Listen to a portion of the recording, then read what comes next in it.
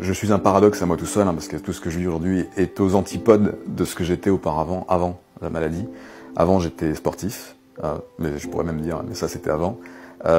J'étais sportif, très dynamique, je faisais du VTT, j'enseignais le sport de combat, dans l'intimité, avec mes proches. J'étais toujours à aider mon prochain, toujours à soutenir mon prochain, tant sur le plan physique que sur le plan émotionnel ou spirituel. On vit avec, on s'en accommode, mais on fera jamais le deuil de ça. Enfin, moi par exemple, souvent on me dit tu fais ton deuil, je peux pas faire mon deuil de moi, j'ai toujours mes membres. C'est juste que je dysfonctionne. C'est pas comme si quelque chose était parti, avait disparu, et sur lequel je pouvais faire un travail de deuil. Toutes mes fonctions sont là, mais pas vraiment.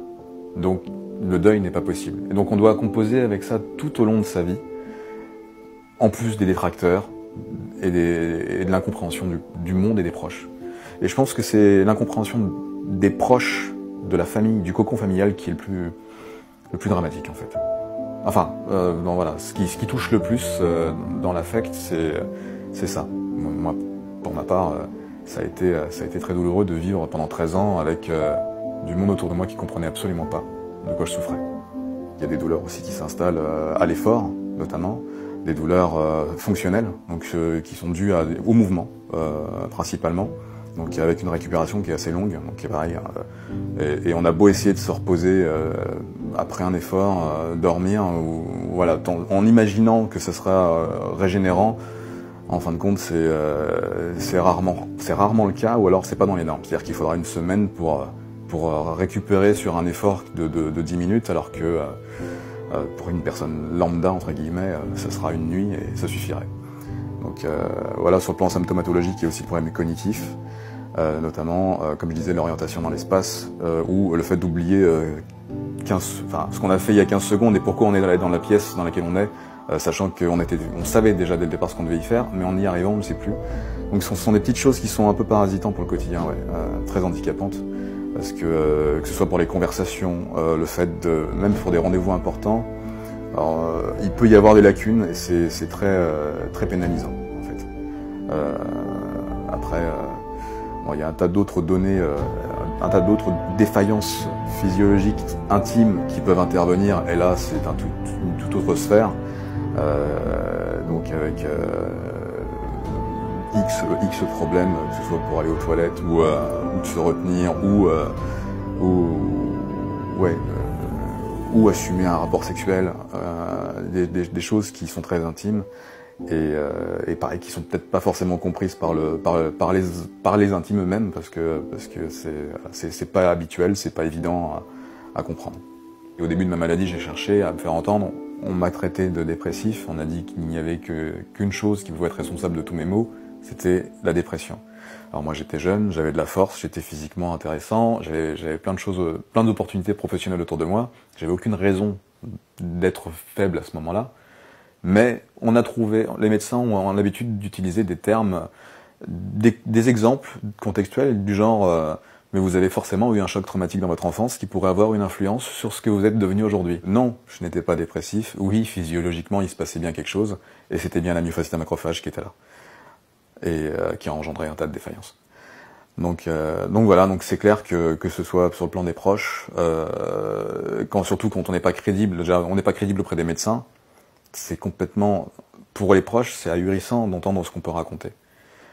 Parce qu'ils n'entendent pas, parce qu'un médecin n'a jamais dit, parce que c'est jamais passé à la télé, donc on sait pas.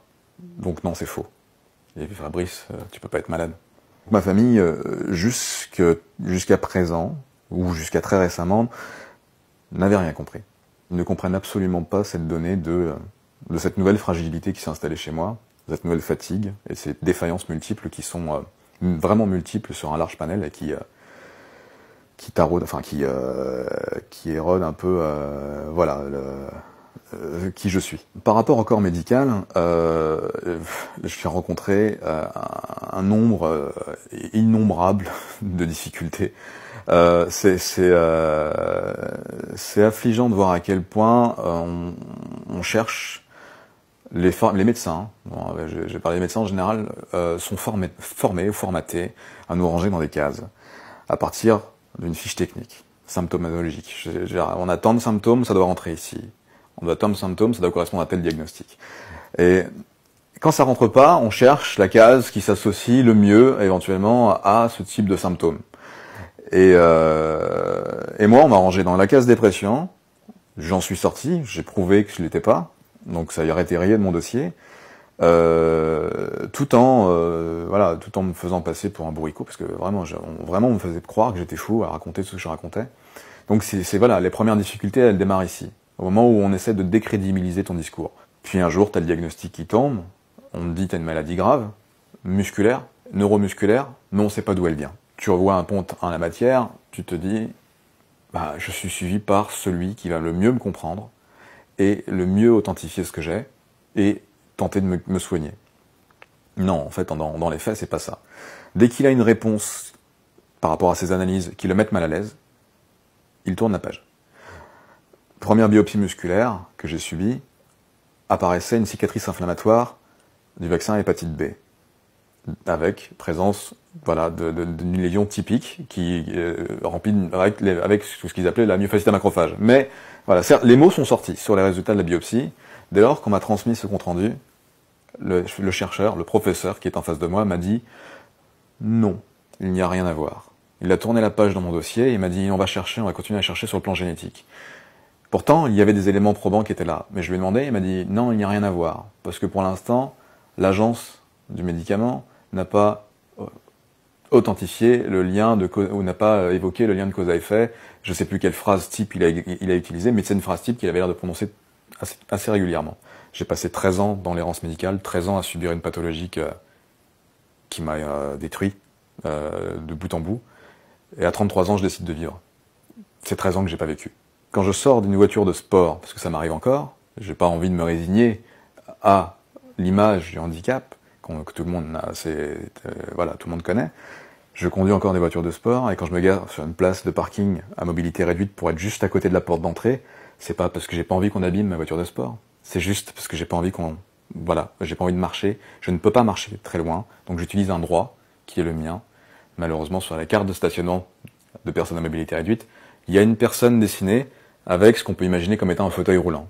Donc on l'a gardé, on l'a perçu comme tel. Et quand on sort d'une voiture debout, ça colle pas. Tous ceux que nous sommes, qui sont atteints de handicap invisible, on est là pour essayer de se faire entendre. Pas pour devenir visible, c'est pas notre intérêt, mais juste pour nous faire entendre, pour être compris. Parce qu'on est existant, on est humain, on est vivant, et on est là. Le handicap fait peur. Il n'est pas visible au départ, il est visible dans l'heure qui suit, mais il fait peur de toute façon à la fin de la journée.